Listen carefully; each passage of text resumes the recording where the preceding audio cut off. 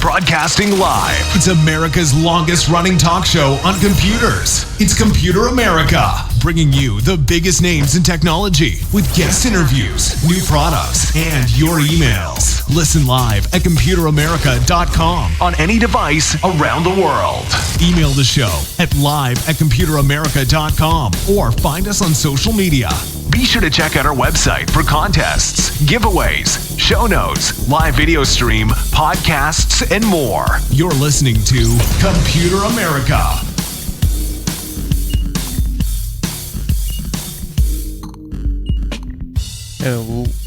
Hello and welcome into the Computer America show. Just had to make sure the mute switch was off, or I should say on. So everyone, welcome back to the Computer America show. I hope that you're doing well. Today, a little frazzled, but everyone, it's going to be great because it's Friday. We need to relax, and hey, I can't think of a better guest to have on Friday, away from his normal scheduled time, but that's okay. A little time shifted, but I'm happy that he could join us this month for a number of reasons, and not the least of which is that we talked about the new CPUs from Intel and AMD, and we have some more news on that front. But overall, there's no one else on the show, no offense to all the other correspondents, that really can talk hardware like Derakhshani. So we'll be talking to him in just a moment. And everyone, but before we get started, computeramerica.com. That's where you'll find everything, including the show notes. We have a ton of new reviews up. I think the only thing left we have to review are a couple books, which take a little bit longer for obvious reasons because I have to sound the words out as I go along. But for everything else, it should be up on the website, and hopefully sometime next week we'll have like a gift guide where we will include things that we kind of recommend that we have reviewed. So with that being said, everyone, welcome back into Computer America. Definitely check that out, and why don't we go ahead and just get things started. So show notes at the website, live video stream should be going right now, and for those of you listening to us on the radio, we thank you so much. Why don't we go ahead, bring on our guest, and get today's show started. So as I said before, Derakhshani, longtime Computer America correspondent, and of course he teaches graphic design, 3D 3D artistry and stuff like that. He's worked on many projects in Hollywood and a lot of TV shows that you know and love, and we love to have him here on the show talking about, well, what he does. So everyone, welcome back onto the show once again, Dariush. Dariush, how you doing? Oh, and I'm good. I was muted for a second. I'm good. How are you? Not bad. That mute switch is a killer today, but man, and I can certainly attest to that. But yeah, I'm doing well. Just to get very, very general with it, the weather has been very nice. Already had our first snow, but so far, hey, it's been very nice and lovely out. How you been over the past month? Good. Busy. Got finishing up the semester where I'm teaching, and a few projects. You know how things can get when it rains, it pours, and when it doesn't, it's a desert out there. So it's a rainy season right now. So that's really nice. Yeah. The end of the semester was always fun, as I recall. But hey, you're here now, and we have a lot of stuff to talk about, and a lot of and as we were talking before the show, I thought we'd talk about the new the new CPUs that were released since you were last on.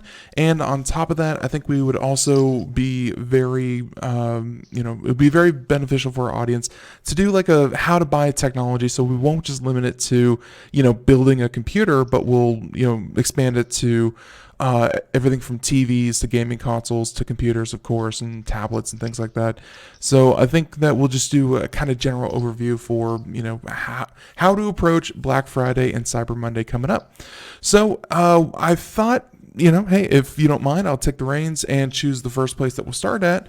And I'll probably send you a link over here on Skype in just a second. But I think we're going to talk about AMD Ryzen 9 3950X.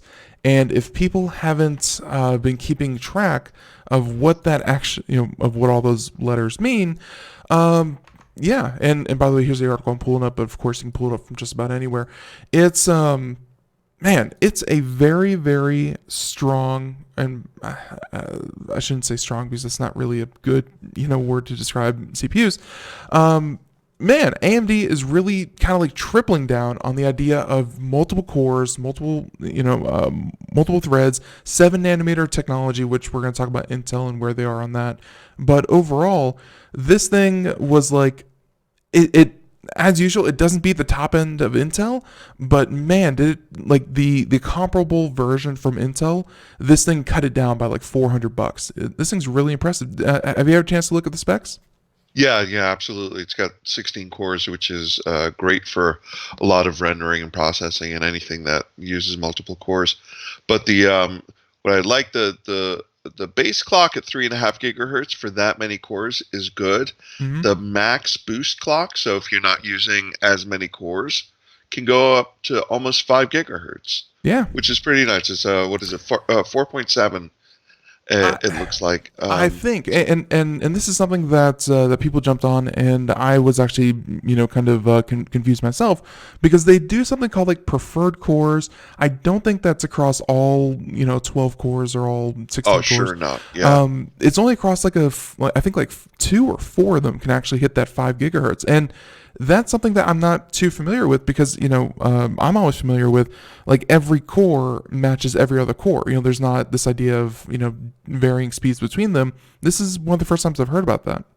Yeah, I think, and this is just a semi-ignorant, educated guess to it not being an engineer, but if you're pushing electricity through all the cores, they can only go so fast, and that's the base 3.5. But if some of the cores are idle and not getting all that juice, then they're able to shoot more juice through a fewer number of cores. So if you have an application like when I'm using Maya, a lot of stuff that I'm doing at that moment only hits maybe a couple of threads and not all 16 of my threads. So in those cases with my Intel, and I imagine this is true for other multi-core CPUs, when you're not hitting all the cores, you can throw more juice through only a couple of cores. And I think that's where the max boost thing comes from, the ability to do that when the other cores are idle. Yeah, and I guess the reason for that is because, and this article, kind of opens up with these 2 questions.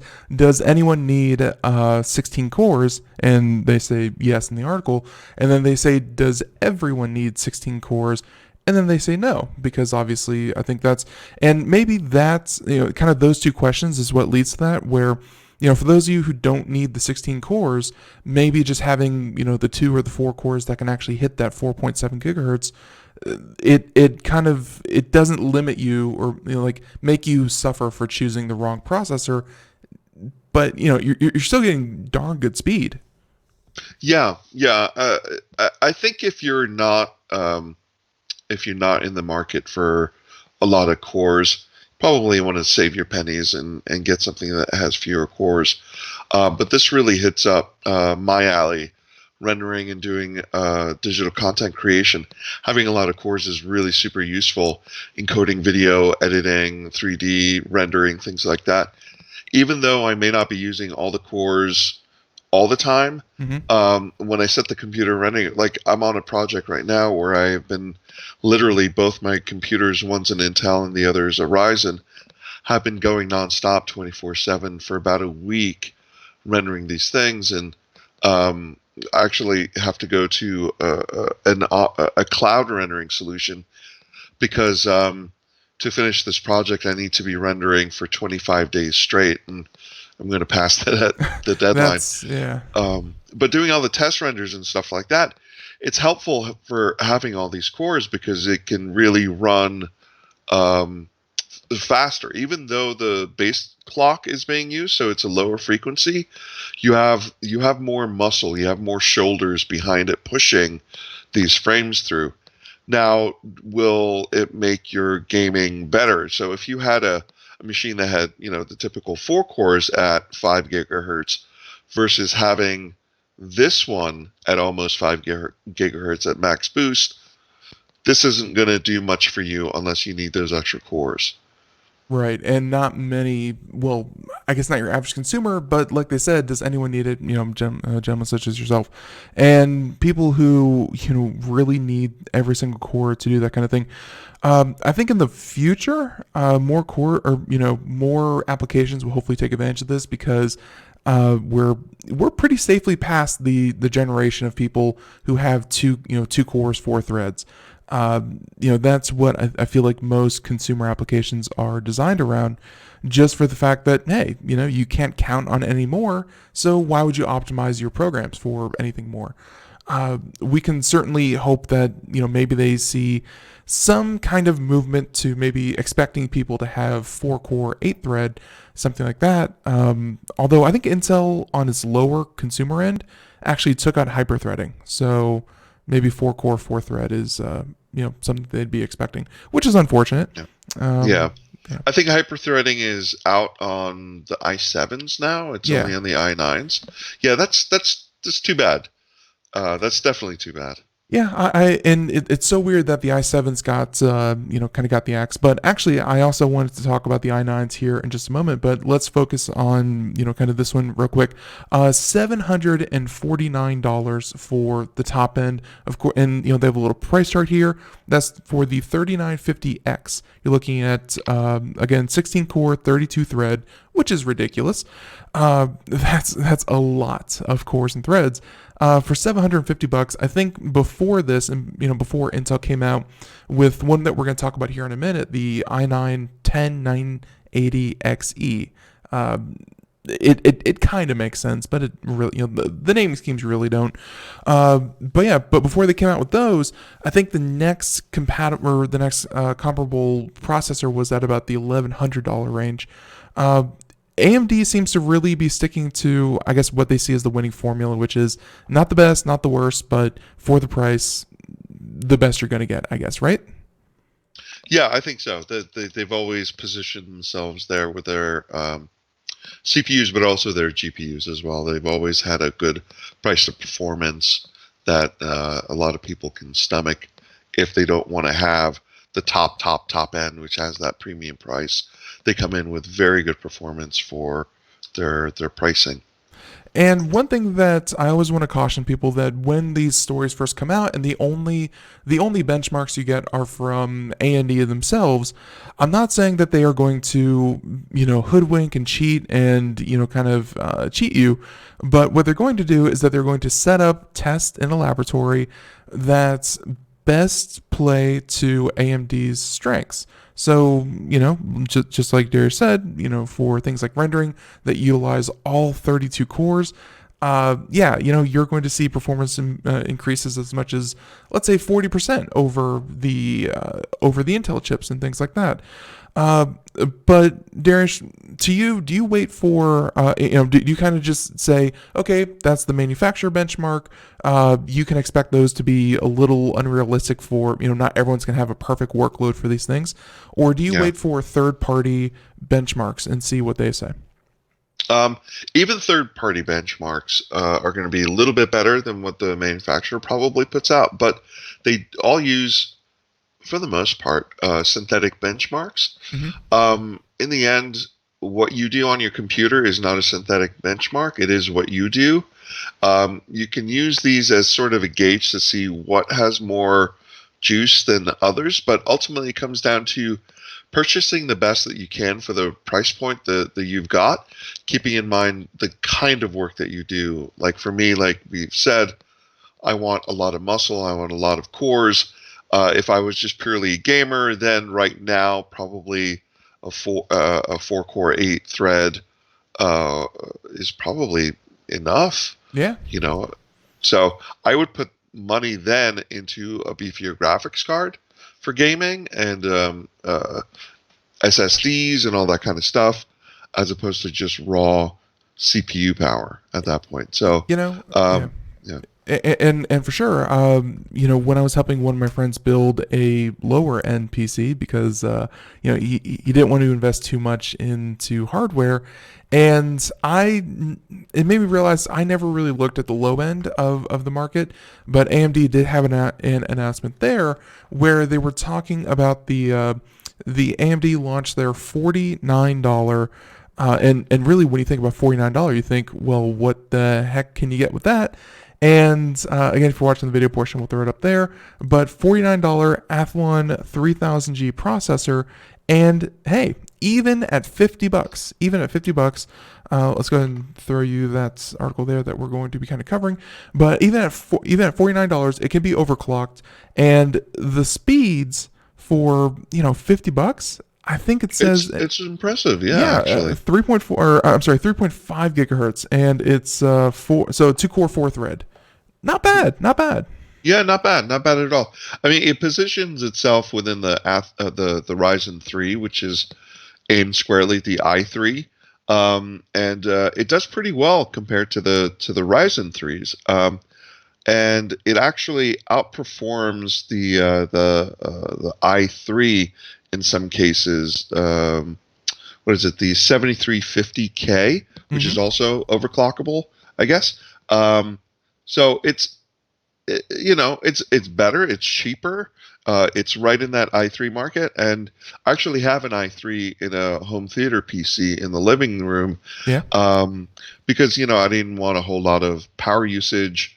And I wonder how its TDP stacks up to the Intel i3, because one of the things you're looking for in the lower end chips is going to be for like a silent or a very quiet PC that you can put in your living room and not have to hear all the fans running if you have an i5 or i7 running. Yeah, I'm sure that it handles all that kind of thing very well. But I did want to say that most of the other AMD chips that we've been talking about are in the 7 nanometer. This is squarely on the 12 nanometer architecture, which is something that's probably easier to manufacture, doesn't cost as much, and overall, I mean, AMD again just hitting. I guess kind of like the middle of the market in every different tier, and I thought that was very interesting that they decided to go with something kind of that low. But even still, 3.5 gigahertz. Like when I was shopping for kind of PCs again on the lower end, you would be shocked at, if you don't pay attention, there will be just infinite number of computers out there that run on like 2 gigahertz and 2.1 gigahertz, like in like the low twos, or I've even seen some high ones, which are like a decade. Like I was running that stuff a decade ago on decade old equipment. It was pretty bad. So hopefully this brings kind of the floor up for everyone. I think so. And looking at the TDP, that's the power usage, it's only 35 watts, which you could probably get away with a low quiet or silent PC form factor at that point. But you want to keep in mind there are other limitations to lower end PCs, like the number of PCI buses and number of memory channels that you can have. So for example, with this, you're only going to get 2 memory slots. So you'd either have to get more expensive 8 or 16 gig sticks if you want a lot of memory, or like I said, you're going to have a basic 8 gigabyte sort of machine to throw in the living room or to do whatever. I don't think you're going to be running a lot of great games at full quality with this, but for $50, this is a really interesting way to get an extra PC, or to set somebody up with, a web surfing, word processing, general, easy, low impact gaming sort of experience. So yeah, good on AMD for hitting that price point. And that's one of the areas that I'll admit that I was pretty weak on, was this idea of PCIe, kind of buses, and what you can hook up to the different formats. Because I think AMD was bragging about the fact that it came with like, and I've moved back to the Ryzen 9 3950X. It had like 40. They claimed it has 40 PCIe lanes, 4.0. And not, I guess everything before that was 3.0. And 4.0, I guess that describes, let's see, I just had the definition somewhere around here, but that's talking about the bandwidth that you can get. So 3.0 was 32 gigabytes per second. PCIe 4.0 is 64 gigs. And I guess that's super important for, and you can correct me, Dariush, but that's super important for things like storage. So things like SSDs and things like that. But then on top of that, it's also for graphics cards and the amount of data that they can push through. Absolutely. For example, this card only has 16 PCI lanes, and they're on the 3.0 version. So again, it's not to sound reductive. It's just it's a much more it's more inexpensive CPU. Yeah. And it's just not going to be able to handle as much. So if you're expecting to put in multiple M.2 and SATA and more than one video card and things like that, this is definitely not your game. But if you're looking for a simple, cheaper system, this is a really good alternative to the more expensive i3s and even some of the lower end i5s, which again are more capable, but you're not going to buy a tiny Toyota Yaris, one of these, or a Honda Fit, if you're a contractor and you need a pickup truck. So it's for somebody like me, it ends up being a secondary sort of home theater PC potentially, unless I want to run 4K video, and then things get a little bit more complicated at that point. But if you're, a simple music server, or if you want to potentially make your own NAS, network attached storage, these types of things, you could have a nice low power system kind of handling those server responsibilities, iTunes server, FTP server, all that kind of stuff. This is great for in a professional sense. And then in just a user sense, if you want basically an iMac, or like a lower end iMac type, easy computer to throw, to jump on a Chrome and watch some YouTube, I think this is a really good option for that. No, absolutely. So, and that's for that's for kind of those lower end kind of processors. Obviously, we would recommend that you kind of go a little bit higher than the very, very base floor. But hey, even the base, that's what I think a lot of people are going to be looking at before they start moving up, and kind of what we would recommend. And actually, from there, let's move back up to the high end, to the upper tier. And I wanted to kind of jump and compare the Ryzen 9 3950X, because there is actually another AMD chip that we can talk about. But before we talk about, and I think it's called like the 3970X, which should be coming in like 3 days. They're going to be announcing it. We have some details in the background about that.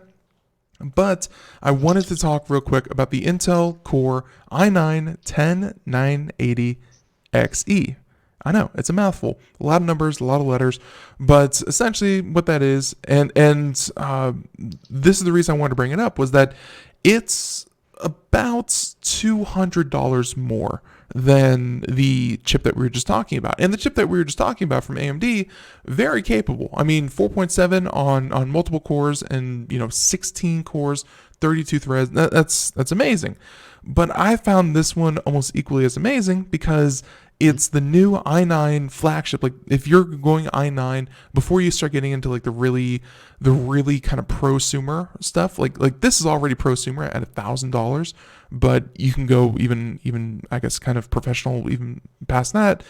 Dariush, 5.1 gigahertz across all of its cores, not just a dedicated 2, 4, whatever the AMD one was, all boosted up to 5.1 gigahertz. and it is 18 core, 36 thread. So territory that Intel said that they weren't really that interested in, but I guess in response to AMD, they've decided to really up the core count, up the threads, and keep the speed. Pretty incredible.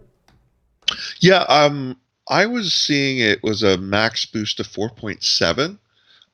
Yeah. So here, I'll send you this article, but of course, this is just one, so you might have the right one. Yeah, it's going to be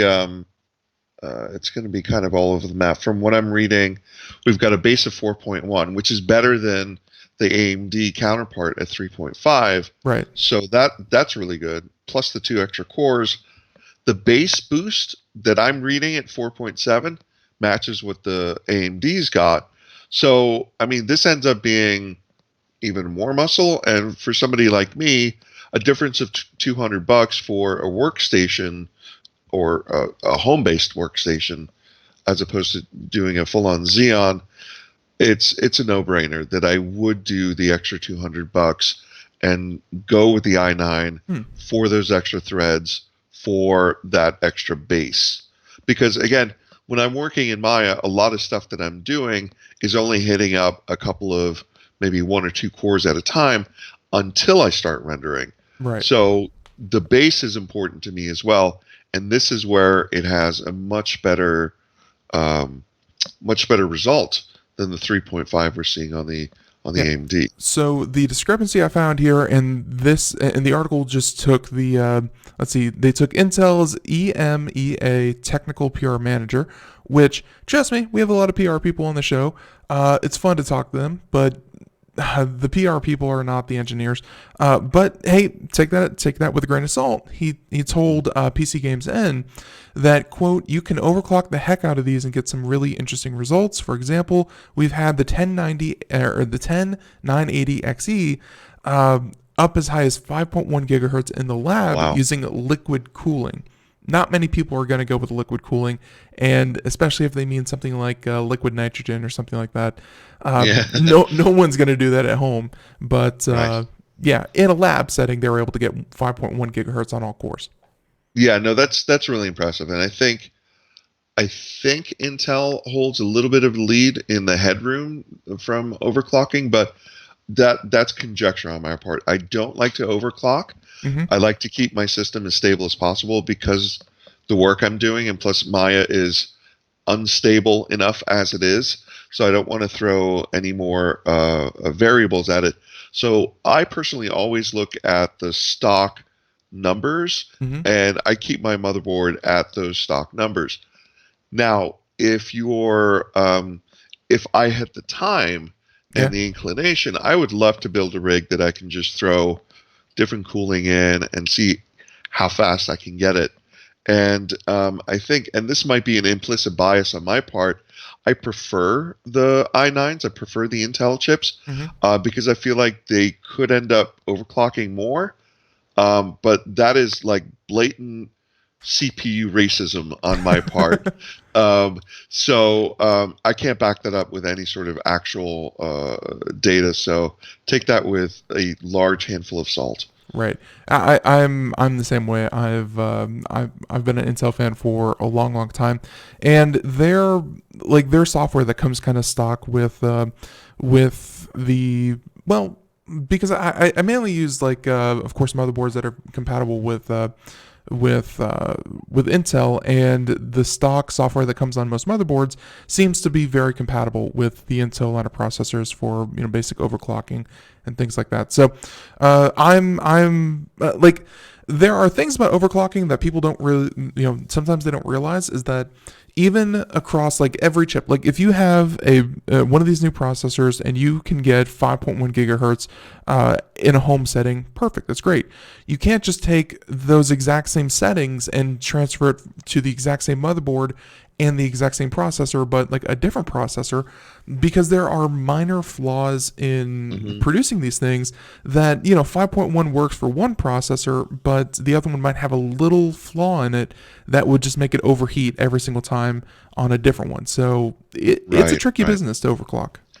Yeah, so these numbers that you're seeing are the ones that they basically for lack of a better word, guarantee that the CPU is going to be able to hit. Yeah.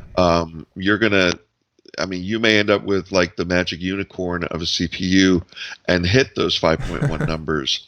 And that's the benefit of being Intel and having a lab and being able to identify the production runs that are the most perfect that they can throw into their lab and try to juice up beyond that. But consumers are going to have a markedly different reaction. Some will hit those 5 numbers, and some will barely get much of a bump over the 4.7. Yeah, no, very, very true. And I'm trying to look at some of the other processors because we've thrown out a lot of names. There was and actually I found the article right here. I'll go ahead and send that over to you. But no, that doesn't work. I wish I could just like drag the tab from Chrome over Skype and it would just drop it right in to the chat. But unfortunately, it doesn't do that. Hopefully Google is listening yeah. and recorded what you just said, and will do that. Yeah, Google, if you can make your software more compatible with Microsoft stuff, that'd just be wonderful. That'll be amazing. Why don't they just buy Microsoft at this point? Oddly enough, and this is completely off tangent, so thank you for this, Dariush. I think that Bill Gates just overtook Jeff Bezos as the richest man in the world again because Microsoft is doing so well. And of course, everyone's going to say, well, Bezos did just go through a divorce and blah, blah, blah. But Microsoft is very solid. Like, their Azure cloud has actually been, doing very, very well against Amazon lately. Yeah, they've been doing great. And, my hat's off to Mr. Gates for all the philanthropy he and his wife, Melinda, have been doing. And I love that. I love the fact that he's become such a great force in helping humanity in some way with his wealth. And I wish other people would follow suit. Yeah, it's almost crazy to think how rich Bill Gates would be if he decided to be the dragon that he could have been. He just broke $100 billion, which is already an insane amount, due to his stake in Microsoft. And if people don't remember, after 20 years of philanthropy and curing diseases in third world countries and bringing millions of people out of poverty, after spending billions of dollars, he was worth $100 billion back in the late 90s. It's crazy, yeah. Even after spending all that money, he was richer 20 years ago than Jeff Bezos is today. Absolutely, yeah. It's amazing, and again, it's not like he has a big room filled with $100 billion of cash. No. It's all vaporware in a way where it's just tied into stock numbers and valuations. But in the end, I do appreciate people like that, and good for him, and good for his pledge along with Warren Buffett to give away the vast 99%? Majority. Yeah, of their wealth by the time they pass on. And again, we're kind of going off on a tangent, but I love the fact that Warren Buffett has said he's going to leave his children enough money so that they can do what they want, but not enough that they can do nothing. Yeah, I think that's beautiful, and there are those are wonderful people to try to emulate. So if you and I hit $1 billion kind of lottery, I hope we feel the same. At that point, we hope that everyone that has over $1 billion takes the same pledge and doesn't decide to do what the Rockefellers and and every other rich dynasty in America has done, and just kind of keep that, or the DuPonts. But hey, that's a big tangent. Let's go ahead and again, my point there was that Microsoft, I know that you were kind of saying that Google was going to buy Microsoft, but Microsoft doing very well, which is always good to see. Doing great. Yeah. I also wanted to cover, going back to AMD real quick, one of their other ones and so far these are only rumors because like we said, they should be announcing this early next week. And by the way, Computer America will be off Thursday, Friday, so we'll have a chance to cover this. But still, it's on the 7-nanometer chipset, and they're hoping. Let's see, I think they're hoping to bring this up third quarter next year or something like that. But it's going to be the I'm trying to find it here. 24. Okay, well. Yeah, here we go. 24 core 3960X and the 32 core 3970X. I think it's the 32 core 3970X that they're going to be bringing out that competes with Intel's other line that I think goes up to like $2,000. But these processors, they are like, if you were impressed with some of the ones that we were just talking about, Dariush, at $700 and $1,000, what do these kind of do for you at like $1,500 and $1,700 and $2,000? They give you a little bit more, a little bit more juice. Like I was saying, it would take me 25 days to finish rendering this one project I've got. That could shave 2 days off of that 25-day total, and that 2 days could right then and there be worth that extra investment, the extra $700 you would pay for the CPU. So it's intended for that type of user that doesn't discriminate for price, and I think that's great. But when I compare it to all the things that I have to do, I'm probably not the market for that. Right.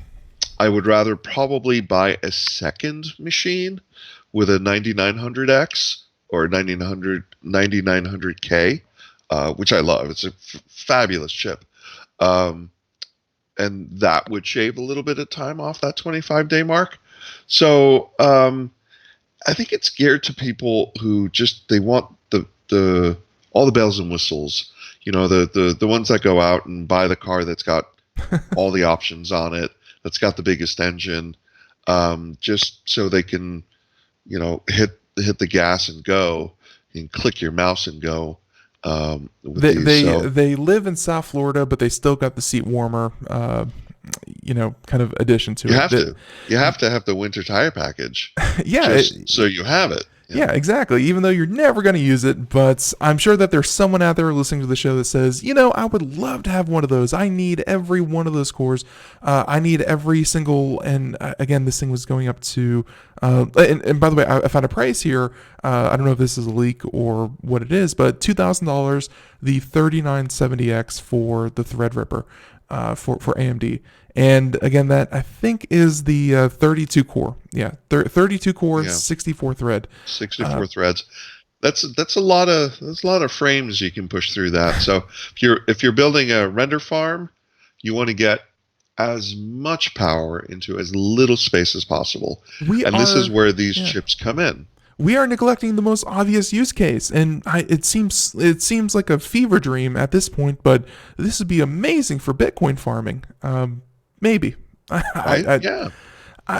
Whatever happened to farming Bitcoin and mining, and I said farming, mining Bitcoin and things like that? It really went away, didn't it? It did, because Bitcoin's been dropping. I think all the cryptocurrencies have seen kind of a lower valuation over the last year, and it's just not as profitable to muscle in on that anymore. I think people are realizing the amount of electricity and time they spend on it is not proving to be as profitable as it once was when it was sort of booming. I will say that just for everyone out there who's going to jump on our case, it is twice as much now than it was a year ago. The problem I think a lot of people have is that it's twice as much today, but then tomorrow it may drop another 1,500, and then 2 days from now it may go up another 3,000. It's a scary investment, and I think a lot of people are still kind of thinking, not a very good investment, especially after everyone was burned at 20,000, and then they sold it for 3,000. Hey, what are you gonna do? So Bitcoin mining aside and things like that. So that should be coming out here next Monday, where we are looking at the 32 core 64 thread. Just ridiculousness. And I think that the direct competitor for that from Intel is also like, somewhere up there. I think, although they're only up to, I want to say like 24 core, 48 thread. I don't know. But hey, it very, very cool processors. Let's move around just a little bit here, and if you don't mind, we're going to move away from the CPUs because there were some other things I want to talk about. Hey, you know what? Actually, a tangent just to break up the segments a little bit. Dariush, because we waited until Friday to do this. Did you have a chance to see Tesla's new truck? The size says it all.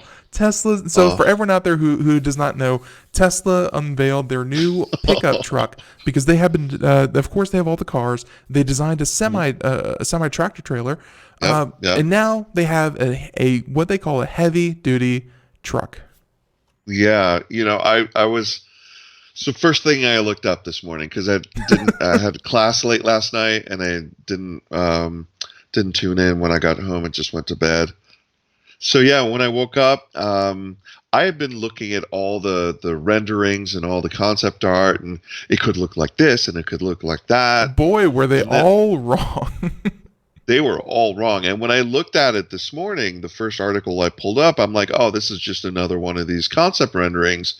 And then I'm like, oh. They did it. They did it. It's not. Yeah. So first of all, that's fantastic to get an electric pickup up. I know Riven is working on one and should probably have that out probably sometime next year. But when the Model 3 came out, at first I was like, that's kind of ugly, and I didn't like the nose so much, and I just didn't like it. And then I loved it. After a while, I loved it, and I got one, and I keep loving it. And I just blacked out the wheels and chrome delete, and I've never customized a car before. I just really, really fell in love with it. But my initial reaction was like, it looks kind of pudgy. It didn't quite.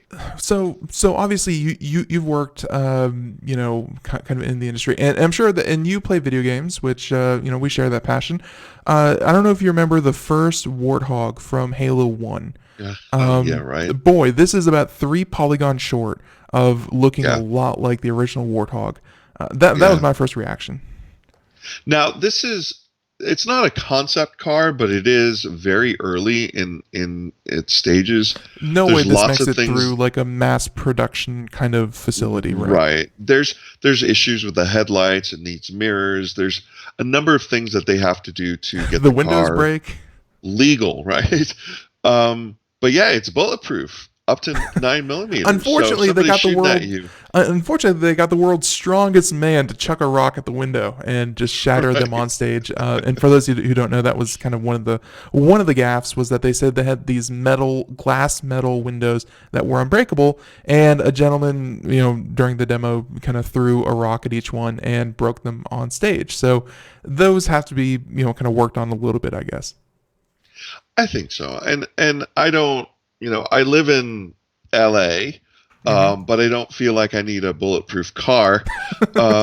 So that, I think those things are just marketing gimmicks, and they need to meter themselves because they're under such a microscope that when they say stuff like that and it doesn't come through like that, it just hurts their brand. So I hate it when people stand up and say, we're going to dominate the world and this is the most amazing thing. And I'm looking at Adam Newman and WeWork specifically because that really chaps my lips. Yeah. But when you stand up and say something like that, don't. Just don't.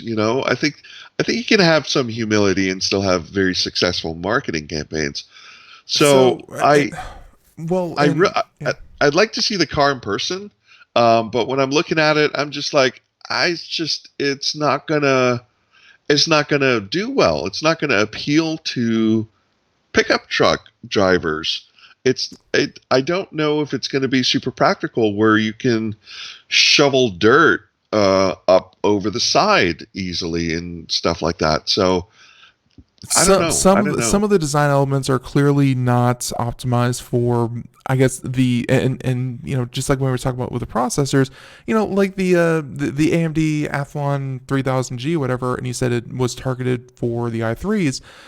This pickup truck, to kind of compare it to computers, it will be competing against the Ford F-150. It will be competing against the GMC, pickup truck. it has to do everything that those do, and then hopefully a little bit better or at a better price. But like here's why I kind of like them saying, the windows are bulletproof, that kind of thing. That's one of my big reservations about these electric pickup trucks, is that, are they durable? Because everyone can look at a Tesla, like a Tesla Roadster, and say, yeah, that's a really fun sports car. It's great for picking up the groceries. But I think that his point with like the bulletproof, and of course he has the big bulky tires that look like they're ready to go to Afghanistan. I think he's trying to shake this image of, just kind of dainty electric vehicles, and he's really trying to push the idea of this thing can handle work, I guess. Yeah, being rugged. And I think that's important. He didn't do it though, right? Just don't make it look like that. I mean, there's something comic book about it that I don't know if it's going to sell well, because, I mean, keep in mind, Tesla's been around a while, but it still has a toehold in the market as opposed to a strong stance. True. And for Tesla to make it as a GM or as a Ford, it needs to have a mass appeal. And that's where the M3 had such a huge impact. I see Model 3s driving around all the time. Again, I'm in LA, so there's a lot of poshy people that need to have the latest thing around here. But it's a game changer as far as I'm concerned. It needs to disrupt everything. And you see that there's a new SUV coming out from Ford. The BMW i4, I wish came out earlier, because it is a gorgeous looking car. And I love BMW. So it's really shaking things up and making things happen. But if Tesla's not careful, they're going to go the way of Faraday Future. Right. So I was hoping for a pickup truck that's going to be aerodynamic, and that's why this thing looks like a stealth fighter. Yeah. Is those angles and the back, the buttresses on the back that limit your access to the truck bed. That's a lot of engineering. It's a lot of thought, and it's really, really very clever to keep the aerodynamics, because the speed of air has the biggest impact on your fuel efficiency, on your battery efficiency. Even the spokes on your wheels can have as much as a 5% impact on your mileage. Yeah, no, it's crazy how much little things like that will do. So I applaud the engineering in it, but I think there's a little bit of a miss here. I kind of think like it's the original iMac that came out with that stupid little round mouse that you couldn't tell which way it was pointing. It kind of looks good, but there's a miss as to the audience that's going to look at that and go, huh? And here's the thing, though, like this seems to me like if Apple came out and said, from now on, all of our iMacs will only come with, or will only work with trackballs. Everyone, we're bringing the trackball back. Like, they won't do it, and before this thing actually hits production and before it gets in full swing, Dariush, did you see and I know I'm jumping from a lot of topics, but I promise there's some kind of relevance here. Did you see the Sonic the Hedgehog movie with the before and the after? Another wow. side. Yeah. I'm getting them all today. I cannot believe the decision process that went into the design of the original Hedgehog. It was just objectively stupid, objectively ugly, and a little scary. I want to be the fly in the wall in the conference room to hear the guy or the gal who stood up and say, "No, this is art, and Sonic needs to look like this," and make the whole movie. And he needs to have individual teeth. Yes, that was exactly what it was. It was so unbelievably. So Dariush, I don't get it. Here's my thing though, is that the person who came up and said we need to release this trailer probably got a raise, just like the person who designed this thing, the Tesla truck got a raise, because this is what I think that, we've moved from the era, or we're moving from the era of leaks. Whenever a new iPhone comes out, about 3 or 4 months beforehand, someone will find one magically at a bar and instantly know what it is, take it home, tear it down, and it will just make headlines across the internet. The era of leaks happens all the time. Like at this point, whenever you hear the word leak, just think press release, because they're the ones who put it out. They're the ones who put it out. Yeah, Exactly. and now I'm thinking that we're moving into the phase of just things that are very horrible, but they're going to get people talking. And trust me, if today's headline is anything other than Tesla's weird as heck Cybertruck, I don't know what it is. And just like the Sonic the Hedgehog movie, they came back with a very, I guess, kind of what you would expect. It was good. Compared to what it was, oh my God, 1,000 times better. It's not blow your mind anything, but it's good. I feel like that's what we are. It's acceptable. It's a design that makes sense. And I played the trailer, the new one, in a room full of very talented student artists, just literally very, very talented people, and it's like it's a no-brainer. And I don't understand these types of decisions. They got people talking, and I think it's a publicity point of view. And I maybe even the Windows was, breaking the windows on stage. It's going to get people to play the videos. Maybe. I mean, they say any news is good press, or any press is good press. I don't know. In this day and age, I just, with all the things going on, I can't bring myself to watch anything anymore, because it's just also, maybe it's because I'm almost 50. I've got a couple of years before I hit 50, but maybe it's the old man shaking the cane on the lawn syndrome that I'm starting to get. But I'm getting a little bit tired of gimmicks and the BS and these leaks, and just It's almost like you're saying, back in my day, they used to put out a good product the first time, and then you wanted it. That was the end of the transaction. There you go. Right? Back in my day, we didn't have Sonic that looked like that. We had pickup trucks that looked like pickup trucks. So I don't know. And maybe I'm wrong, and I hope I'm wrong, because I love Tesla, and I love my car, and I think what they're doing is great, and I'm a big fan for Tesla. I really hope they, 50, 100, 200 years down the line, they're still making Tesla cars. But yeah,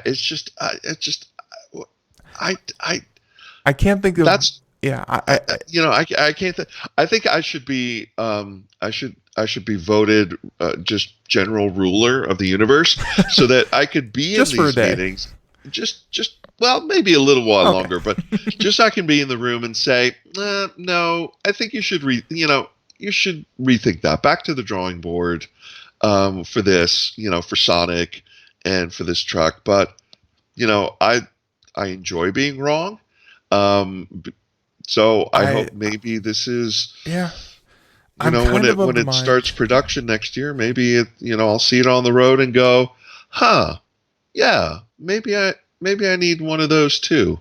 I'm kind of the mind that it's okay if you put something out really horrible and bad, if you get attention for it, and it's okay as long as the end result, you fix it, and fix it rather quickly. So Dariush, if you're when you're on the show in a couple months, and if they fix it and they come out with like a new mock-up, or like a new one that looks a little bit more like a truck and a little bit less like I've seen a lot of comparisons to, like, someone will take like a picture of like a Ford F-150 and it'll be Lara Croft, and then they'll take a picture of this truck, the Cybertruck from Tesla, and it'll be Lara Croft from back in the 90s when she was just like 18 polygons. Right. If they fix it in a couple of months, you'll know that I'm right, and just by how quick the turnaround is on the design. So there you go. Yeah, we'll definitely see. Dariush, we have about 5 minutes left, and I know that we had a lot that we wanted to talk about and a lot we wanted to discuss. Just real quick, why don't we go ahead and I don't know if you have any kind of words of wisdom for people. Black Friday, Cyber Monday. Black Friday. Yeah. Woo! Deals are coming. Everyone, of course, be wary of mailers saying that, hey, we're going to have these amazing 4K HDR 3D TVs, whatever, for like $300 because there's only going to be like 5 of them and you're not going to get one. But Dariush, since you're here, I wanted you to kind of speak to, let's go over just the basics, like, TVs, computers, things like that. If you want to go category by category, what are some of the kind of gotchas? And by the way, actually, if you don't mind, I'll kind of start off. I just recently purchased 2 monitors before Black Friday. I know it's an atrocity. What? How dare I know. you? But I purchased these because they were like $80. They're normally like $300. And I was like, man, for that price, I was like, I Wow. need 2 of those. Are they used at $80? They are refurbished. Yeah. See, that's smart. That's smart thinking. But still, I mean, they're new. There's no scratches. They're perfect. They even came with like a little bit of plastic you can peel off. I loved it. But all of that being said, one of the things I didn't look for, and I don't know what it is, but it's like whenever there's kind of motion on the screen, like either like a person or too much data, there's like a little bit of like ghosting of an image. I don't know if that's like the refresh rate or the color density or the color palette.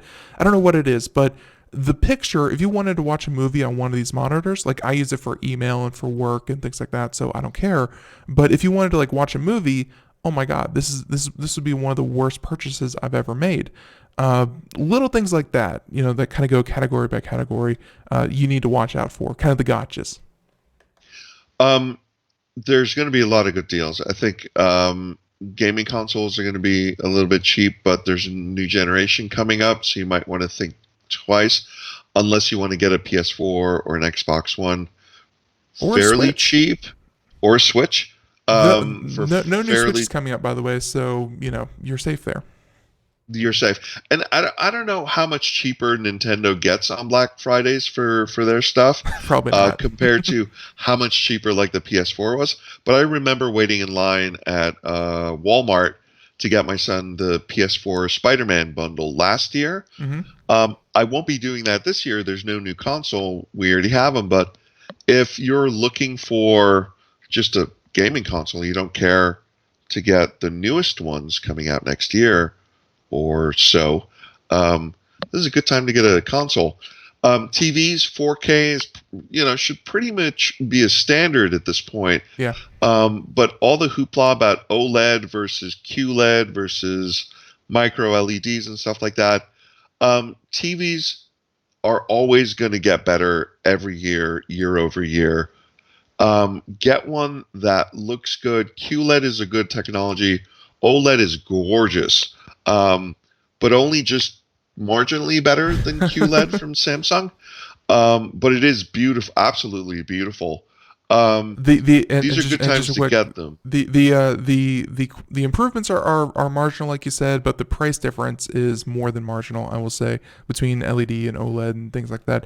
One thing I did want to warn people, because you didn't mention it, things like the Fire TV, Roku, whatever software is built into the TV, I would personally kind of recommend going away from that and getting set-top boxes that you can replace, because there are people who wanted Disney Plus on their TV, on their smart TV, but they're 4 years old at this point, which is not that old for a TV, and it's not compatible with Disney Plus. Like, they have to wait like a year. So if you can, forego the smart TV and get a set-top box to go beside it, either a Roku or something like that.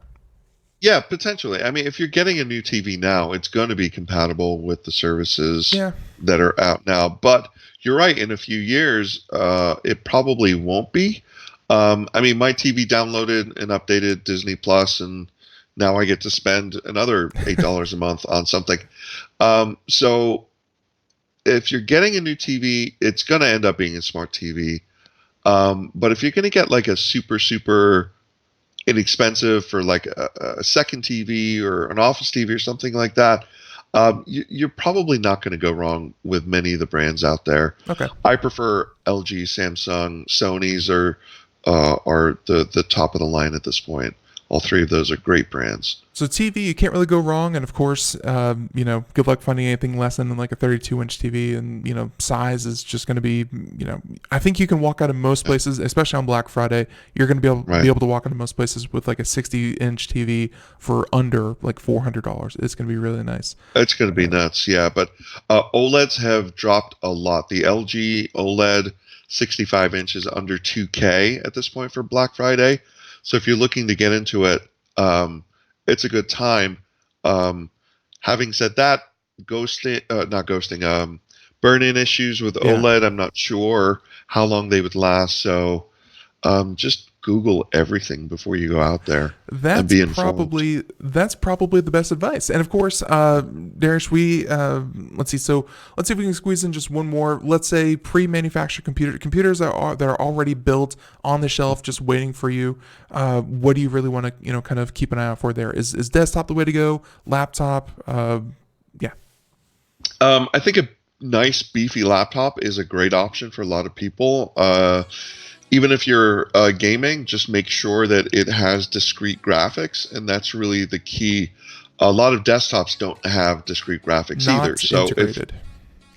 Correct, not integrated. So make sure if you get a desktop that it's got a case that you can expand into, and that it either has discrete graphics if you're going to be gaming, and the higher the number in the NVIDIA nomenclature, the better the performance. So the 50s and 60s are the lower end. The 70s are about the middle. 80s, 90s. There are 90s, right? Well, there's 900s. I think there's up to 10s, right? Right. Oh, wait. No. No, it stops at the 80s. Yeah, it stops at the 80s. Right. You're right. The 2080s. Those are the higher end. That's what you want to look for if you want the top of the line gaming. Dariush, so just check the specs in Google. I expect to Google. We're just flat out of time. Everyone, if people want to find out more, we're going to put links to Dariush's social media. And Dariush, as always, we want to thank you for your time, for coming on. Everyone, have a great day. Thank you so much. And by the way, I just found a Samsung Q900 series, 98-inch, $60,000. Go out, get one for yourself. Get two. It's great. Everyone, have a great day. Thank you so much. Bye, everyone.